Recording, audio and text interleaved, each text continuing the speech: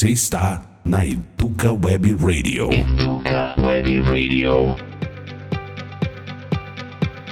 Estou aqui com a professora Maria Virgínia. Muito obrigado, Virgínia, mais uma vez aqui pela sua presença. E também com o professor Vivaldo Bretternitz. Bom, agradeço a todos os ouvintes que acompanham a Educa Web Radio, né, o programa Conexão Educa. E hoje nós vamos fazer um bate-papo bem legal, falando um pouco mais sobre tecnologia 5G e tecnologia 6G. Acredito que a grande maioria dos nossos ouvintes ainda não tenham nem conhecimento do que é uma tecnologia 6G, mesmo porque o 5G ainda está, né, em voga, ainda está sendo discutido, ainda está sendo implantado, né?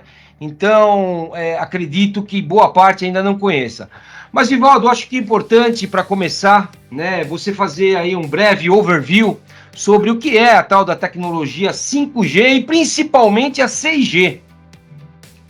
Bem, Fúvio, as tecnologias utilizadas em celulares são chamadas de tecnologia G. Então, começamos com 1G lá no passado, normalmente há quase 40 anos, quando a gente apenas conseguia falar com o celular, né?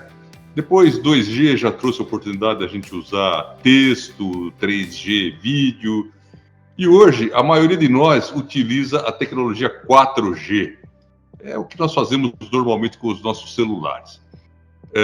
Embora ainda existam em muitos lugares pessoas que utilizam 3G, em alguns lugares ainda, especialmente na Ásia, a tecnologia 1G ainda é usada. A 5G é a quinta geração de telefonia celular, né? E ela vai trazer uma série de vantagens sobre o que nós temos hoje, especialmente maiores velocidades de conexão, conexões mais estáveis, a possibilidade de conectar uma enorme quantidade de pessoas e outros dispositivos numa mesma área, né?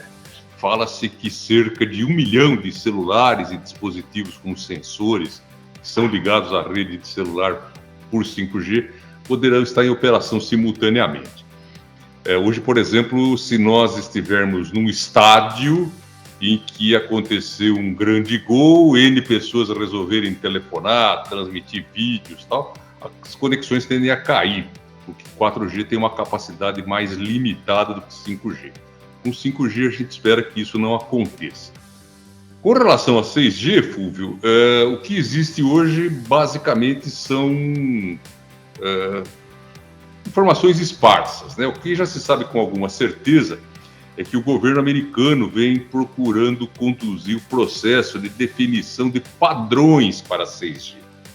Ninguém ainda está trabalhando na construção de 6G, está se definindo padrões.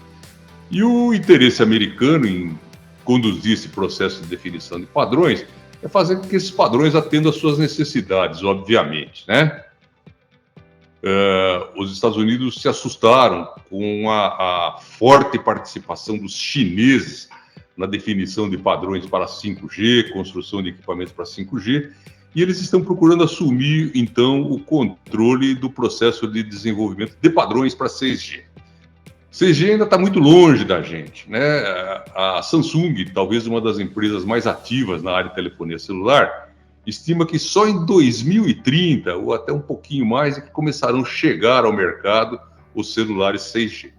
Então, eu acho que para nós, por aqui, ainda é um pouco prematuro a gente falar em 6G, se preocupar com 6G, discutir 6G. Eu acho que o nosso foco nesse momento deve ser 5G, que está chegando ao mercado brasileiro, e que pode impactar fortemente as nossas organizações, positivamente, evidentemente.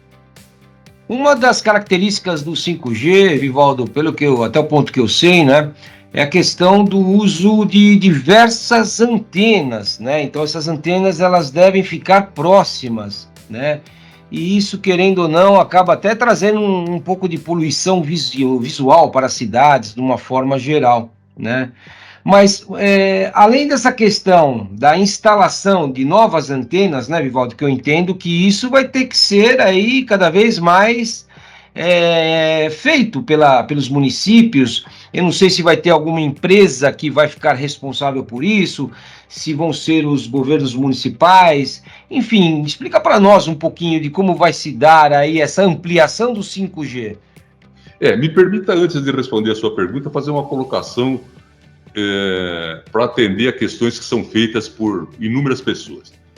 Para aquelas nossas atividades do dia a dia, por exemplo, telefonar, dar uma olhada nas nossas redes sociais, o 5G não vai trazer praticamente nenhuma diferença.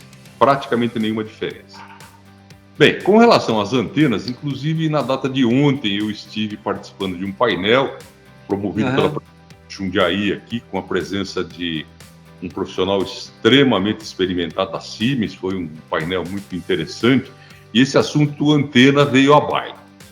O problema é o seguinte, como a frequência utilizada em 5G é mais alta do que a que é utilizada em 4G, as frequências, né? É necessário um número maior de antenas, porque quanto mais alta a frequência, menor o alcance da onda. Então vai ser preciso um número maior de antenas. Então, só para a gente entender, Vivaldo, me perdoe te interromper. Então vai funcionar, é como se fossem amplificadores, né? Então, em função da frequência ao qual a comunicação vai ser feita, eu preciso ter aí antenas mais próximas uma da outra, correto? Exatamente. Bem, isso é uma desvantagem. Uma vantagem é que essas antenas podem ser muito menores e muito mais baixas do que as antenas de celular que a gente vê hoje, certo? Então, o que está acontecendo? A boa parte das prefeituras está discutindo a legislação pertinente à instalação de antenas. Existe a possibilidade técnica, mas é um problema mais de urbanismo, de instalação de antenas 5G, por exemplo, na sacada de um apartamento, no topo de um prédio residencial. Como eu disse, serão antenas muito menores, muito mais baixas, mas por questões de urbanismo, até de segurança, o sujeito não colocar uma antena num poste muito próximo da rede elétrica, né? Essa instalação de antenas é sujeita à legislação municipal. E, obviamente, também homologado pela Anatel, né? Exatamente. Quem vai instalar as antenas são as operadoras de telefonia celular, né? Então, nós, cidadãos comuns, não precisamos nos preocupar com a qualidade da antena e coisas dessa espécie. Bem, como eu disse, os municípios têm o poder de legislar sobre instalação de antenas. Quando começou a se falar em 5G aqui, a Anatel, que é o órgão federal responsável pela regulação do assunto, publicou, inclusive, uns rascunhos de leis, né? Porque as prefeituras têm que votar leis sobre antenas, dando as principais características que devia ter a localização das antenas. Municípios um pouco maiores, como Jundiaí, por exemplo, enxergam o assunto de uma maneira um pouco mais sofisticada. Eles não querem simplesmente dizer, olha, pode botar a antena na sacada do teu prédio, pode botar em qualquer lugar. Então, a nossa cidade de Jundiaí e outras estão no mesmo estágio de desenvolvimento do assunto, estão discutindo, já existe um projeto de lei pronto aqui sobre a antena, vai ser submetido a uma consulta pública. E a gente acredita que muito brevemente essas antenas vão poder ser instaladas aqui na nossa cidade. Em São Paulo existe uma curiosidade. Na Avenida Paulista, algumas operadoras instalaram antenas em cima de orelhões. Um negócio horroroso, muito feio. Eu imagino. Mas é uma forma de dar conectividade a uma área-chave da nossa capital, né? Bem, então essa é a situação das antenas. Serão necessárias muito mais antenas de menor porte, e eu creio que muito em breve elas estarão sendo instaladas na maior parte das cidades onde as empresas de telefonia celular resolverem cobrir com 5G. Eu costumo dar um exemplo. Para atender uma região qualquer, vamos supor no Amapá, o que a operadora de telefonia celular precisa fazer? Ela precisa instalar novos equipamentos de computação, centrais telefônicas, novas antenas, etc. E vai chegar lá no Amapá, vai ter 2 assinantes por quilômetro quadrado, que não vão gerar a receita necessária a cobrir os custos da operadora de celular. Por essa razão que algumas áreas não têm nem cobertura 4G, nem 3G, nem nenhum G aqui no Brasil ainda, né? Porque não houve interesse das operadoras em atender essas áreas. Então, o que a gente acredita é que 5G vai crescer na medida em que o seu uso gere um faturamento para as operadoras de telefonia celular que justifique os investimentos. A gente acredita que no primeiro semestre de 2025, o número de celulares capazes de operar 5G vai começar a ser vendido um número maior de celulares capazes de operar 5G do que os 4G. Mas só em 2025, né? A lembrar que um celular que fala 5G, fala 4, fala 3, fala 2, fala 1. Que a implantação de 5G vai ser justificada apenas por razões econômicas. As operadoras não vão investir em centrais, antenas, etc., em áreas onde não há um número de usuários suficiente para pagar a conta, né? Perfeito. Tanto que, até hoje, em determinadas áreas, não existe nenhum tipo de cobertura de celular. Por quê? Porque as operadoras resolveram não investir lá, né? Este é o... Então, ou seja, né? Então ainda você acha que vai demorar bastante ainda para a coisa acontecer? Vai. É um processo longo, embora o processo de implantação de 5G no Brasil esteja indo mais rápido do que foi o de 4G. Eu não sei se vocês chegaram a ouvir, a gente crê que em 2025, no primeiro semestre de 2025, sim, o número de celulares 5G a ser vendido vai superar o de 4G. Tá. Assim como hoje a gente tem celulares 3G ainda à venda, né? E lembrando também, eu não sei se eu perdi essa fala, um celular 5G fala numa rede 4G, 3G, 2G, 1G. O inverso não é verdadeiro, ou seja, um celular 4G não fala numa rede 5G.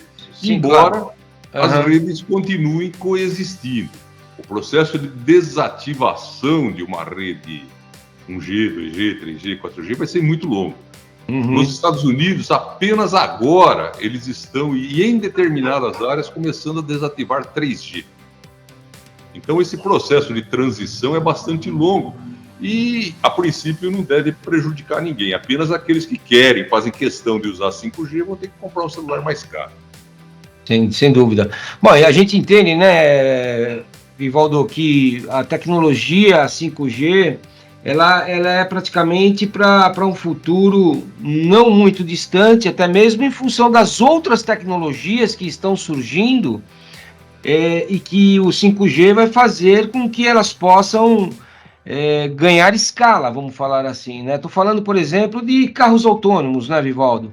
Exatamente. Eu preciso, para a gente poder ter aí uma certa confiabilidade, né, de implantar veículos autônomos, a gente precisa ter essa rede 5G pronta, testada e em pleno funcionamento, né? Assim como outros, né? Outras tecnologias que ainda são pouco utilizadas. Estou falando, por exemplo, né, do VR, né, da realidade virtual.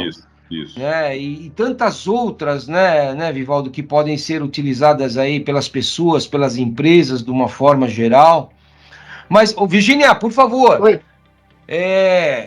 dê aí a sua contribuição para o nosso bate-papo.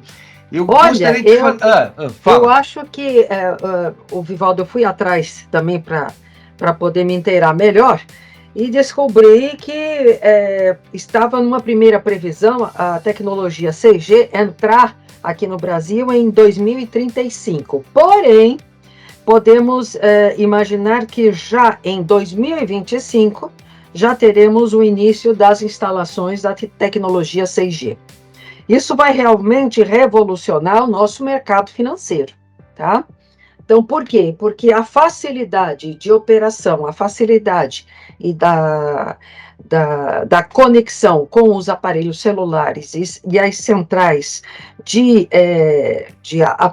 das aplicações financeiras, esse tipo de mudança será muito grande. Então, imagine, o Brasil é grande demais. 8,5 milhões de quilômetros quadrados que não são distribuídos de uma forma mais homogênea. nós temos boas e grandes tecnologias na região sul e sudeste. Já não é o mesmo da região norte e nordeste. Então, temos que imaginar o seguinte, como é que faremos essa transição? Eu acho que aí falta realmente um plano diretor que seja bem afinado e ajustado para a nossa realidade brasileira. Se ainda estamos discutindo se dá ou não uma carta de intenção de compra de uma terra indígena para um indígena, bem, temos que pensar que temos que evoluir ainda na nossa cabeça como vamos aplicar melhor essa nova tecnologia. Eu estou vendo que muita mudança daqui para frente, tá? Principalmente no que diz respeito temos que repensar o ensino à distância, tá? Como vamos implantar essa tecnologia, já que quem estiver com o telefone mais novo poderá realmente interagir mais rapidamente com o seu professor. Será que isso vai valer a pena? Não sei. Eu estou vendo que temos muita coisa ainda a aprender, sabe, Fúvio? E queridos ouvintes, muito que aprender sobre tudo que vem vindo por aí, tá? Como avaliar os professores e os alunos nessas tecnologias? Como que as atividades com os alunos devem ser repensadas, tá? E não somente em prazo, em dia certo, hora certa para a postagem de uma atividade. Isso está muito além do que nós estamos pensando até agora com essas tecnologias. 4G, 5G. E no futuro, 6G. Né? Uhum. É isso. Ô, Vivaldo, para os nossos ouvintes, né? Me fala uma coisa. Comprar um telefone 5G, o quanto custa isso? Né? Essa é uma pergunta. Segunda, para você emendar. Você acha que vale a pena comprar um telefone 5G agora? Né? Que talvez isso esteja passando na cabeça das pessoas, né? Puxa, compro ou não compro? Ou espero mais um pouco, espero cair um pouco o valor no mercado? O que você recomenda? Veja, um telefone 5G depende do telefone, né? Se você quiser comprar um iPhone de última geração, de repente é capaz de você pagar 15 mil reais, né? Mas eu creio que com uns 2 mil reais hoje você compra um telefone de boa marca, capaz de rodar 5G. Depende muito do que a pessoa vai fazer com o telefone. Se a pessoa for telefonar e for consultar as redes sociais, continua com o seu telefone atual até que ele termine a vida útil dele, né?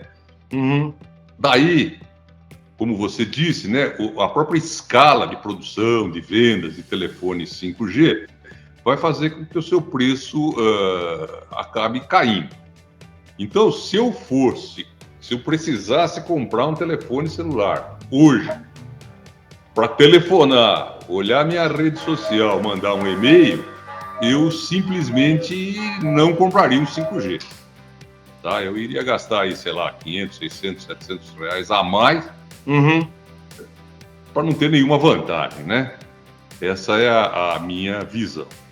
E me permita também, Virgínia, contradizer o que você disse. 6G, em meados da década de 2020, sonho de uma noite de verão, tá? O processo ainda está em fase de especificação das características, né? E isso realmente eu não creio que vai acontecer antes de 2030.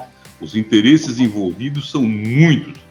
Interesses de operadores, interesses fabricantes de equipamentos, de telefones, de centrais telefônicas, de governos, interesses geopolíticos. Então, isso ainda vai decorrer um tempo muito grande até que aconteça. Eu lembro que aqui no Brasilzão nós ainda temos 3G e volta e meia a gente que anda por esse interior afora, você olha para a tela do teu telefone e você percebe que você está falando 3G.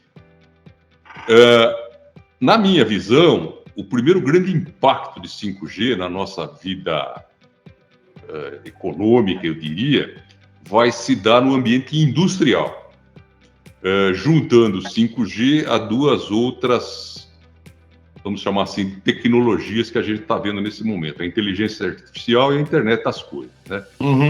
Então nós vamos ter fábricas e organizações fabris, digamos assim, vamos continuar a usar só a expressão fábrica, extremamente beneficiadas pelo uso dessa tecnologia. Por quê? Porque com 5G, assim como com 4G, eu posso construir uma rede privada. Se eu quiser instalar aqui na minha casa uma rede 5G, eu posso, basta ter dinheiro para isso, tá? Uhum. Então, dentro dessas fábricas, dentro de determinadas organizações, isso já vem sendo feito. Já existem cerca de 130 redes desse tipo rodando aqui no Brasil. 40 delas estão em indústrias, outras em universidades, empresas que estão fazendo testes e coisas dessa espécie.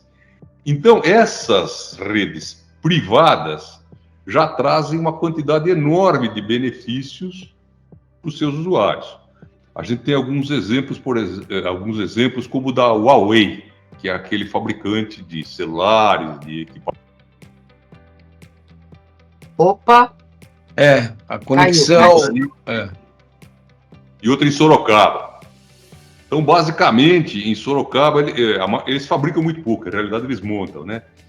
Eles recebem o material do exterior de Sorocaba, dão um primeiro tratamento e mandam aqui para Jundiaí.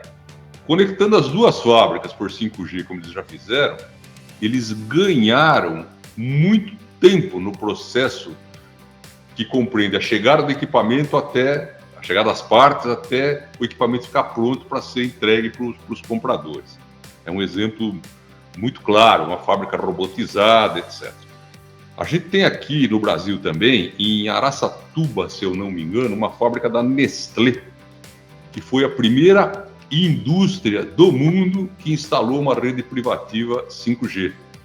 E lá a gente vê funcionários controlando linhas de produção usando óculos de realidade virtual, realidade aumentada, processo de manutenção.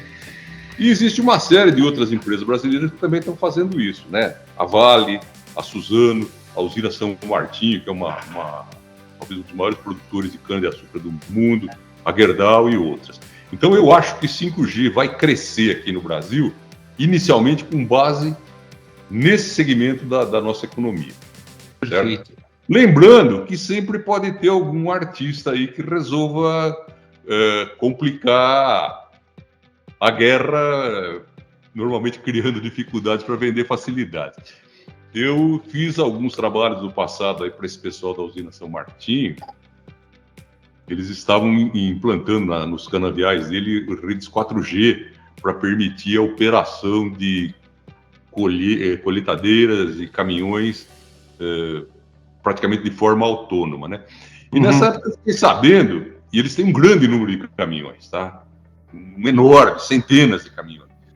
E eu fiquei sabendo que eles foram proibidos, anos atrás, de abastecer os seus caminhões dentro da usina com o álcool que eles produziam ali. A Petrobras não deixava. Tá? Então o sujeito tinha que pegar o caminhão, sair no pôr de gasolina, encher de álcool e voltar para dentro da usina. Então, o Brasil é um país, né, imprevisível. De repente pode aparecer alguém aí e resolva criar um problema desse tipo. Hoje, se eu quiser criar uma rede 5G minha, para minha empresa, basta eu ir à Anatel, pagar pela licença e comprar os equipamentos e instalar. Mas ninguém garante que isso pode mudar amanhã, né? É claro. O Brasil é um país de grandes desafios, né, Vivaldo? Exatamente. Eu confesso que todos nós somos heróis, né? Porque frente a tantas burocracias, Você que é empresário sabe disso.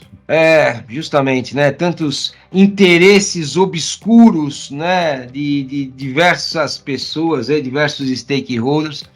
Bom, mas os ouvintes que quiserem entrar em contato conosco, né?